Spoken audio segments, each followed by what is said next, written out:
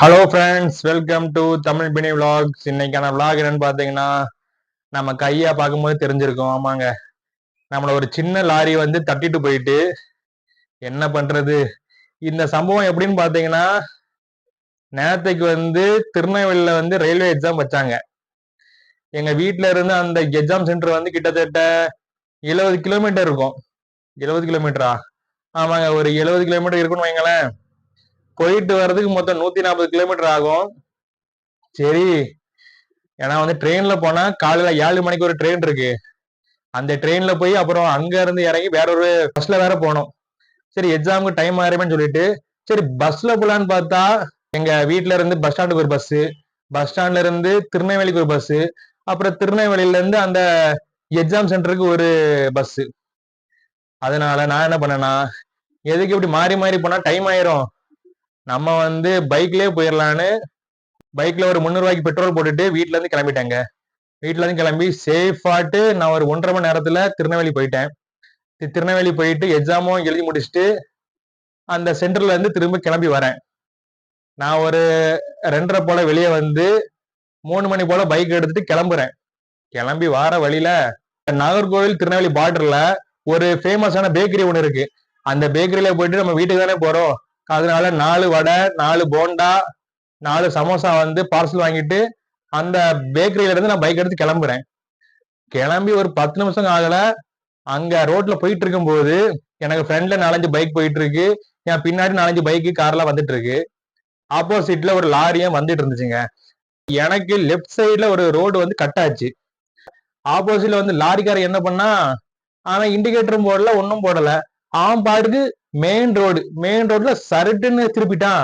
என் ஃப்ரெண்ட்ல போன பைக்குக்காரன் என்ன பண்ணான்னு பாத்தீங்கன்னா, அவன் வந்து பைக் பிரேக் பிடிச்சு பார்த்தா வண்டி பிரேக் பிடிக்கல. ஏன்னா பேக் டயர் சராசரி இழுத்துட்டு போயிட்டு அவன் அந்த லாரில போய் மோதிட்டாங்க. அவன் லாரில மோதின ஸ்பீட்ல, லாரி அவன் பைக்கை மோதின ஸ்பீட்ல, பைக் மட்டும் தனியா வந்து நான் போயிட்டு இருந்த பாத்தீங்களா பைக்ல, என் பைக் முன்னாடி வந்து அந்த பைக் வந்து விழுந்துட்டு எனக்கு பிரேக் பிடிக்க முடியாதுல, ஏன்னா திடீர்னு வருது. நான் அந்த பைக்ல முட்டி பல்ட்டி, நான் கிருன்னு பல்ட்டி அடிச்சு கீழே விழுந்தேன். கீழே விழுந்ததுக்கு அப்புறம் பாக்குறேன், ஏன்னா நம்ம கீழே விழுந்துட்டோம். நம்ம பின்னாடி பெரிய பஸ், லாரி, கார் ஏதாவது ஃபாஸ்டா வந்துருந்துச்சுன்னா விட்டு தூக்கி இருப்பான். நான் அதான் டக்குன்னு கீழே விழுந்த உடனே டக்குன்னு உருண்டு ரோட்டுக்கு சைட்ல போயிட்டேன். ஏன்னா நம்ம படுத்தே கிடந்தோம்னு வைங்களேன், பின்னாடி வரேன் வந்து நம்மளை ஏத்திட்டு போயிடுவான். அதனால ரொம்ப சேஃபாட்டு உருண்டு ரோட்டோட சைடுக்கு வந்துட்டேன். கை காலில் எங்க கடி போட்டுன்னு பார்க்கவே இல்லை. உடனே பைக்கிட்ட போயிட்டு பைக்ல எங்கேயா டேமேஜ் ஆயிருக்கா, எங்கெல்லாம் கடி போட்டிருக்கு என்னெல்லாம் பாத்துங்க. ரோட்ல ஒரு பைக்கோட ஹெட் வந்து உடஞ்சு கிடக்கு. எனக்கு ஹார்ட்டே நின்று போச்சு. என் கையில இருந்து ரத்தம் வருது, கால்ல இருந்து ரத்தம் வருது, என் ஃபேண்ட் கூட கிழிஞ்சு தொங்குது. அதை பத்திலாம் எனக்கு கவலை இல்லை.